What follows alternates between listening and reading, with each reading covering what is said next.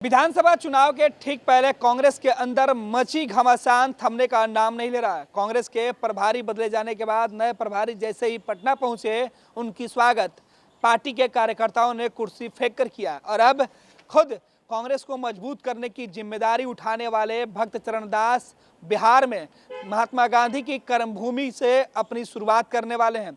कई कार्यक्रम वो करने वाले हैं जिसमें पदयात्रा भी शामिल है। हालांकि कांग्रेस की एकजुटता और पार्टी को मजबूत और बेहतर करने के लिए तमाम जो प्रयास है वो किए जा रहे हैं। हालांकि बिहार के अंदर कांग्रेस धीरे धीरे कमजोर हुई है। सबसे बड़ी चुनौती होगी कि कांग्रेस को एकजुट करके पूरी मजबूती के साथ महागठबंधन में जो राजनीतिक दल हैं उनके साथ सामंजस्य बना के आगे की लड़ाई लड़ना।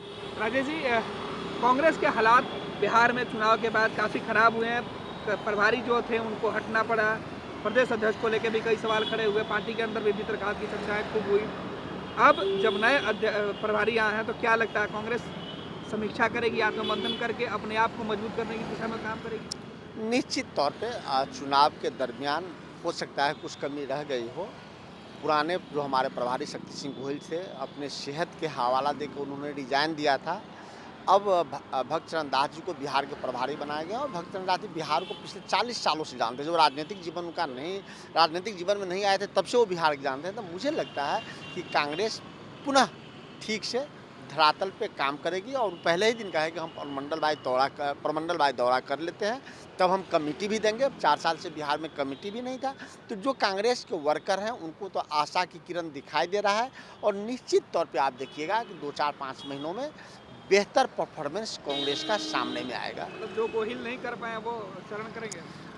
गोहिल जी भी बहुत बेहतर किया है, इसको नहीं कहते। चुनाव में पराजय को हम किसी नेता के माथे पे मर दें ऐसा नहीं है। वो हम तमाम वर्करों की भी जिम्मेदारी लेते हैं, सिर्फ हार की जिम्मेदारी नेताओं के माथे पे नहीं जाती है। हाँ, हो सकता है कि टिकट बंटवारे में कुछ चूक हो गई हो सकता है टिकट बंटवारे में हमारे जैसे कई वर्करों को नहीं मिला, क्योंकि सीट तो 70 थे, प्रत्याशी तो 7,000 से भी ऊपर हो जाते हैं। तो ऐसी स्थिति में नेताओं को निर्णय लेने में असमंजस की स्थिति होती है, परंतु जिन्हें सीटें मिली अगर और बेहतर परफॉर्मेंस होता तो हमारी सरकारें बन जाती। सरकार बनने से कहीं ना कहीं हम थोड़े वोटों से चूक गए हैं। तो भविष्य में ऐसी चूक न हो, इसलिए कांग्रेस पार्टी बेहतर काम करेगी। दास जी, जो कांग्रेस की खराब हालत है उसमें जान फेंकेंगे?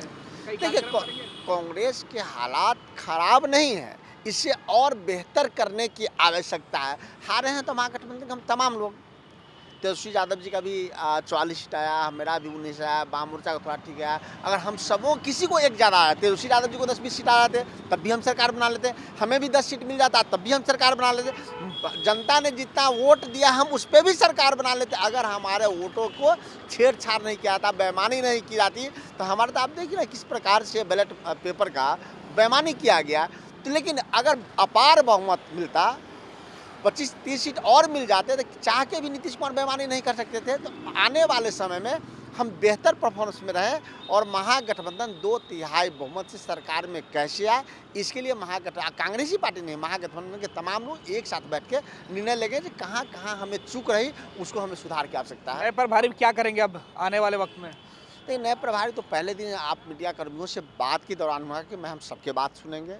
हो सकता है कुछ लोग की शिकायत हो, हम एक आदमी की बात अल्लाह कमान तक पहुंचाएंगे। हम पहले प्रमंडल वाइज दौरा करेंगे और उससे पहले 2 महीने के अंदर प्रदेश कांग्रेस कमेटी का गठन करेंगे। उससे क्या होगा, कार्यकर्ताओं में एक जान आएगी, जिम्मेदारी मिलेगी, फिर हम ब्लॉक स्तर से लेकर जिला स्तर से प्रदेश स्तर तक मजबूती प्रदान करेंगे। तो ये तो बड़ी बात, कमेटी मिल जाना कांग्रेस पार्टी में एक जान मिलने के बराबर जरूर होगा।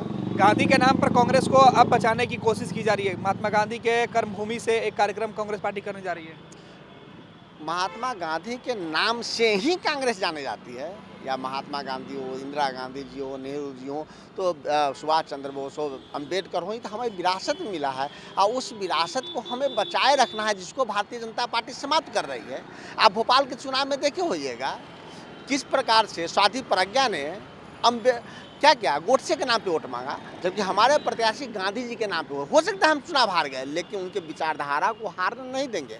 विचारधारा को और मजबूत कर देंगे और अगले बार गोडसे के विचारधारा को हम हराएंगे। गांधी के विचारधारा को बिहार ही नहीं संपूर्ण देश में बने रहेगा। कुछ कार्यक्रम भी होने वाले हैं। हाँ, पहले तो प्रमंडल स्तर जो हमारे 9 प्रमंडल है सबका दौरा हो जाए, फिर मुझे लगता है कि वो प्रदेश स्तर, जिला स्तर और ब्लॉक स्तर तक हमारे प्रभारी जाएंगे।